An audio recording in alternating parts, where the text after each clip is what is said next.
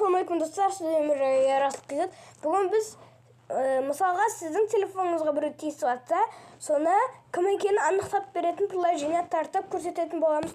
Ол үшін бізге Play Market'тің өзі жеткілікті. Біз ояқтан осы приложениені тартып алатын боламыз. Просто басын жазсаңыз болды. Вот былай іздейсіздер, үсті іздейсіздер. Қазір бұл тартылғасын қайттан сіздермен жолғам. Болды достар, приложение тартылды. Енді одан ішінде кіреміз. Кіргеннен кейін вот үстіде принятты басамыз. Нақта дальше баса береміз. И мына басамыз, сосын ок. Тек осы жолы ортасын басамыз да. И мынаны қосып қоямыз. Қосқаннан кейін үстіп жазылады. Жазылғанда өйстіп тұрады.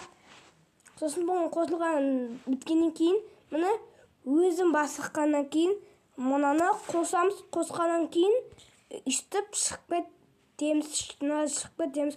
Сосын болды. Енді сіз бұны өшіріп, қайттан мынау бірінші камерасына қарап қоссаңыз, и бұл приложениенің ішіне кіргеннен кейін, бұл сіздің түріңізді түсіріп алады. И сіз сол түрді анықтап, кім екенін біліп аласыздар. Сізден Ерасыл Кизет, сау саламат болыңыздар.